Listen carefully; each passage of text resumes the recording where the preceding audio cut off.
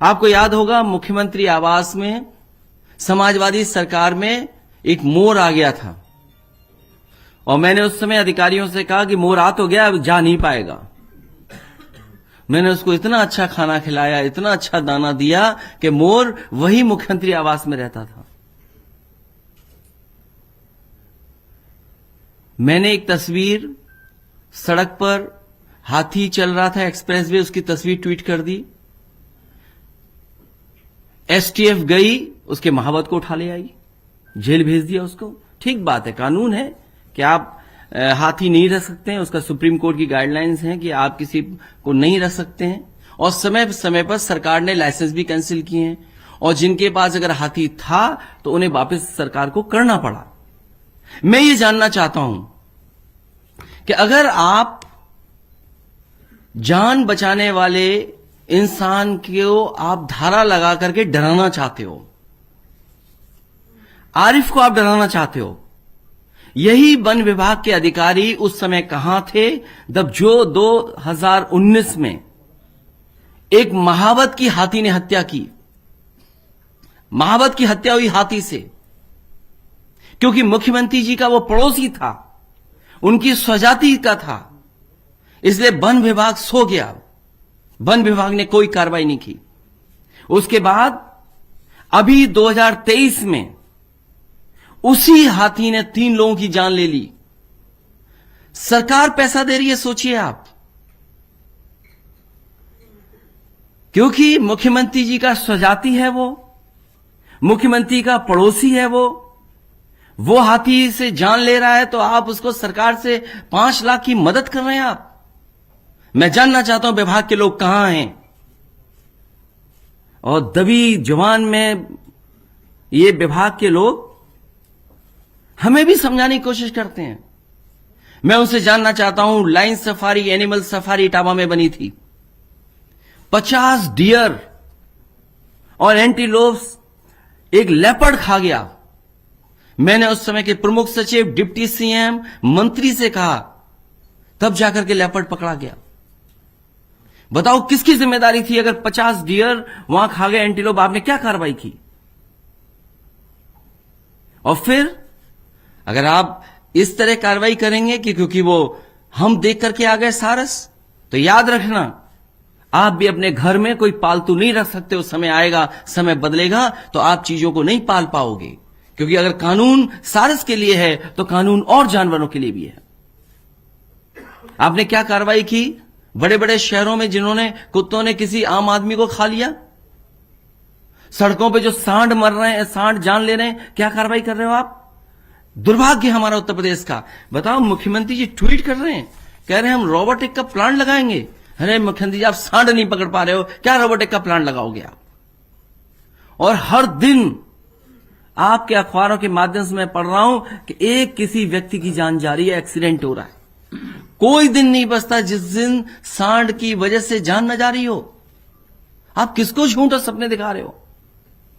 और फिर सारस के लिए जो काम समाजवादियों ने किया, आपने इटावा का जो केंद्र बनने जा रहा था, संरक्षण केंद्र, ट्रेनिंग इंस्टीट्यूट, कि लोग जागरूक हों, समझें, हमारा स्टेट बर्ड है, आपने उस ट्रेनिंग इंस्टीट्यूट को क्यों खत्म कर दिया? संरक्षण केंद्र को किसने खत्म किया जो इटावा में बनने जा रहा था? क्योंकि उस इलाके में इटावा, मैनपुरी, एटा, कानपुर देहात सबसे ज्यादा सारस हैं, सबसे ज्यादा नंबर्स हैं वहां पर। उस समय समाजवादी सरकार में कि जो लोग संरक्षण में हमारी मदद करेंगे, उसके लिए सारस मित्र बनाए गए थे। मुझे खुशी है कि अगर सरकार को कानूनी कार्रवाई के अलावा फॉरेस्ट डिपार्टमेंट को इस आरएफ को सारस मित्र के तहत इसका सम्मान और पुरस्कार देना चाहिए था। मेरी समाजवादी सरकार होती तो ऐसे नौजवान को हम आगे बढ़ाते और सम्मान देकर के और सबके सामने समाज के लाते। और आप तो एलडीए से एक डॉग पार्क बना रहे थे, उसका तो टेंडर भी निकल गया था। मैंने ट्वीट कर दिया, वो टेंडर कैंसिल कर दिया।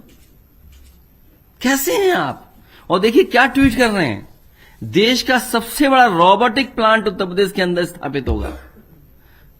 मैं बधाई देता हूं मुख्यमंत्री जी को और सरकार को कि 6 साल पूरे होने पे अपनी छठी मनवाने पर, सरकार की छठी मनाई उन्होंने, उस पर बधाई देता हूं मैं उन्हें।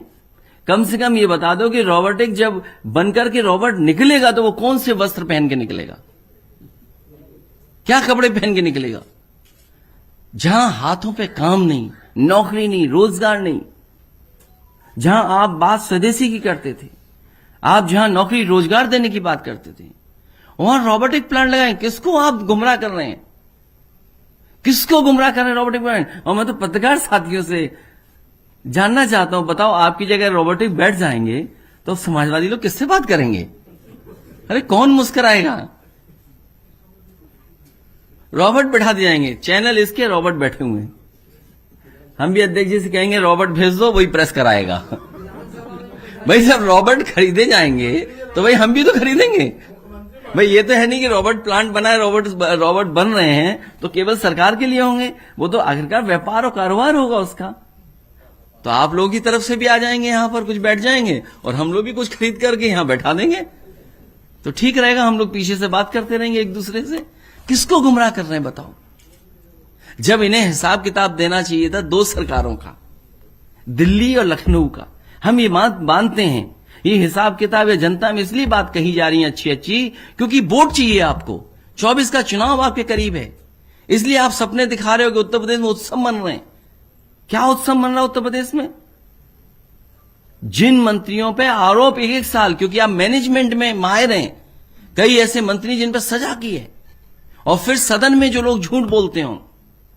आप ही जो उत्सव मनाने की बात कर रहे हैं, कम से कम ये बताइए कि on the floor of house ये बात कही गई कि नीति आयोग ने उत्तर प्रदेश को कहां खड़ा किया है, किस जगह आप खड़े हैं। आपने सस्टेनेबल गोल्स को अचीव करने के लिए रात भर जगाया, लोगों को, अधिकारियों को जगाया, विधानसभा चलाई। आप सस्टेनेबल गोल्स पे कहां पहुंचे हैं? आप हेल्थ सेक्टर में कहां पहुंचे हैं? आप और शिक्षा के क्षेत्र में कहां पहुंचे हैं? और सोचिए हमारा आपका शिक्षा क्षेत्र जो सबसे महत्वपूर्ण है, जो आने वाली जनरेशन फेस करेगी, सबसे क्रिटिकल मोड पर खड़े हैं हम लोग। सबसे नाजुक स्थिति में पहुंच गया है हमारा शिक्षा का विभाग। आप प्राइमरी एजुकेशन देखो कहां पहुंच गई है। 8000 ऐसे स्कूल हैं जिसमें एक टीचर है, 8000। हायर सेकेंडरी का पता ही नहीं क्या हो रहा है। हायर एजुकेशन, टेक्निकल एजुकेशन का क्या हाल कर दिया। कहां की नई परंपरा आई है कि आप हिम्मत नहीं जुटा सकते सस्पेंड करने की, कार्रवाई करने की।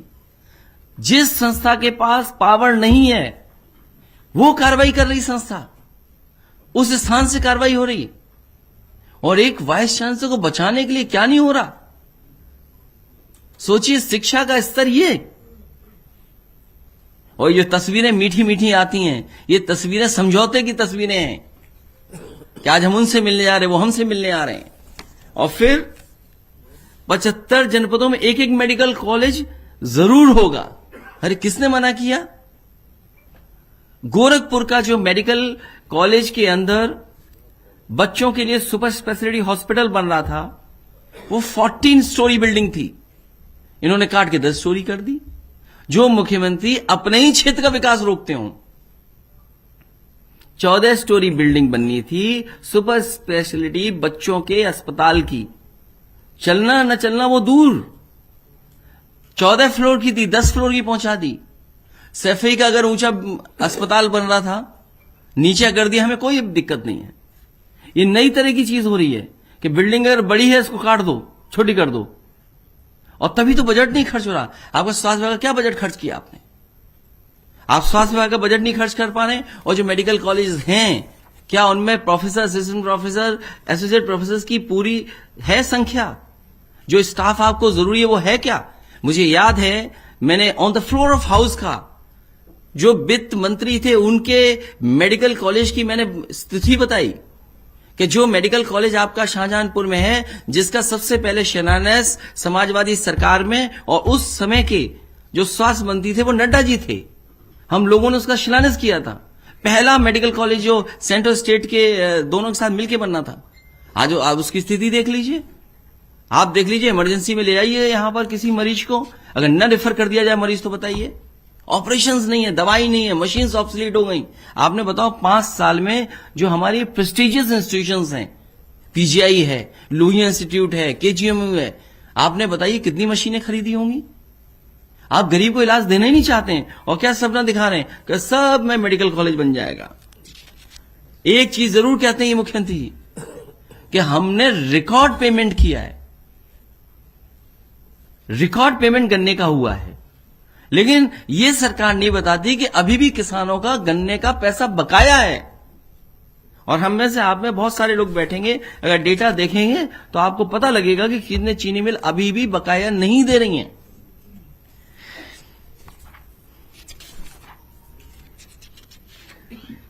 क्या बात बताई इन्होंने कि आय प्रति व्यक्ति आय डबल हो गई है,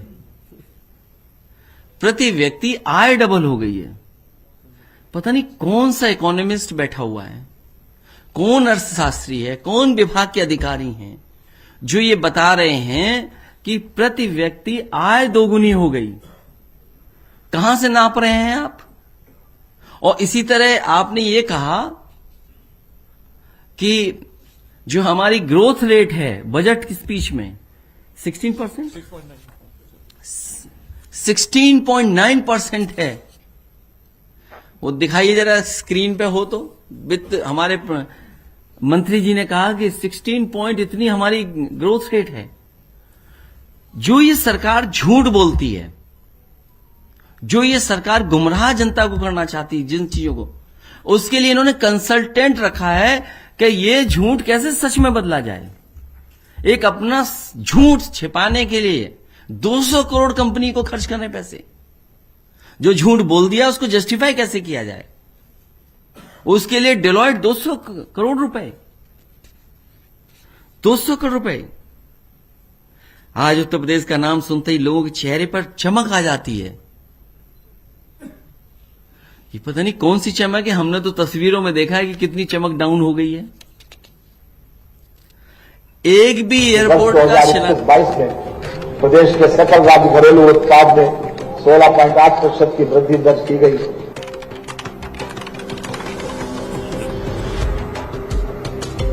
अब बताइए, अगर ये बात गलत हो तो बता दो आप।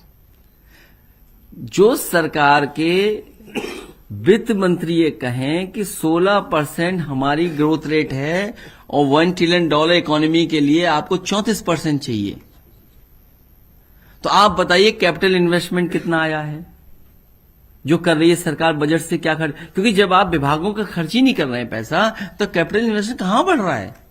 और इन्वेस्टमेंट आया नहीं। कम से कम अपनी छठी जो सरकार की मना रहे थे उसमें ये तो बताते कि इस जगह ये आया है, कि इस जिले में ये कारखाना लग गया, इस जिले में ये उद्योग लग गया, ये इन्वेस्टमेंट आ चुका है, ये जमीन पे दिखाई दे रहा है। तो अब झूठ बोलने के लिए क्या है? आप बोलिए, जो चाहिए सो बोलिए। 5 इंटरनेशनल एयरपोर्ट, एक इंटरनेशनल एयरपोर्ट नहीं बनाया खुद ने, खुद एक नहीं बनाया। अगर एक खुद बनाया हो तो बता दो हमें। हवाई पट्टी बढ़ा दी, हवाई जहाज उतर गया। जैसे हम किसी के पास चले जाएं उस पर अन्याय हो जाता है, उसी तरीके से जहां हम उतरना चाहें हवाई पट्टी पर, बोले मेंटेनेंस पे है। मैं आजमगढ़ में कई बार पूछता था कि मैं उतरना चाहता हूं, कब हमें मौका देंगे? बोले अभी मेंटेनेंस में है। हमने कितने वर्ष चलेगा? बोला 6 महीने चलेगा। तो जब मैंने 6 महीने बाद पूछा कि मैं इस पे फिर उतरना चाहता हूं, तो बोले रनवे का वो फ्रिक्शन चेक हो रहा है, वो फ्रिक्शन थोड़ा गड़बड़ हो गया है। तो आप सोचिए, मैं मुरादाबाद उतरना चाहता था, बोला हवाई पट्टी अभी काम चल रहा है उसमें। तो जितनी हवाई पट्टी समाजवादी सरकार में बनी वो भी आज तक नहीं पूरी की। मुरादाबाद का हवाई अड्डा, हवाई पट्टी नेताजी ने बनाया, एक्सटेंशन हम लोगों ने दिया। चित्रकूट नेताजी ने बनाया, उसका एक्सटेंशन हम लोगों ने दिया। आपका कुशीनगर की पूरा का पूरा समाज सरकार का है, इनका कुछ भी नहीं है उसमें। 5 इंटरनेशनल एयरपोर्ट बनाए इन्होंने। प्राथमिकता में गांव, गरीब और किसान, नौजवान हैं। नौजवान को तो नौकरी नहीं दे रहे ये लोग। हर बार ये पूछा सरकार से कि आप रोजगारी दर मत बताइए, रोजगार दर बताइए। आप कहते हो 4.2 है हमारी अनएम्प्लॉयमेंट रेट। इसका मतलब यह है कि सबको आपने नौकरी रोजगार दे दिया। और सच्चाई यह है कि पढ़ लिखने के बाद बड़ी संख्या में नौजवान घर बैठा हुआ है, उस पर नौकरी नहीं, रोजगार नहीं। वो तलाश में भी निराश हो गया, अब तलाशना भी नहीं चाहता है। उसके साथ इतना धोखा, इतना छल किया सरकार ने जिसकी कल्पना नहीं कर सकते। हर बार धोखा। और फिर आरक्षण की तो बात ही मत करिए, क्योंकि जिस तरीके से यूनिवर्सिटीज में, कॉलेज में अपॉइंटमेंट हो रहे हैं, इतना बड़ा पैमाने पे आरक्षण से खिलवाड़ किसी सरकार ने नहीं की होगी जितना ये कर रही है। आप किसी यूनिवर्सिटी के अपॉइंटमेंट्स उठा करके देख लीजिए। जिस वाइस चांसलर की जांच हो रही है, सीबीआई हो, कोर्ट हो, लड़ाई झगड़ा चल रहा हो, आमने सामने आ गया हो डबल इंजन। सोचिए आप। इसलिए उत्तर प्रदेश नंबर 1 तो नहीं है, किस नंबर पर है? और अगर हम देखें भी नंबर, अगर सही नंबर देखें, अगर हम नीति आयोग को ही माने, तो हम 22वें स्थान पे हैं देश में, 22वें स्थान पे। और जो लोग ये सपना दिखाते हैं कि सबका साथ सबका विकास, बिना जाति जनगणना के सबका विकास, सबका साथ और सबका विश्वास जीतना बहुत मुश्किल है। इसलिए समाजवादी पार्टी लगातार जाति जनगणना की ओर अपना काम करती रही। मैं प्रेस के लोगों का धन्यवाद देता हूं।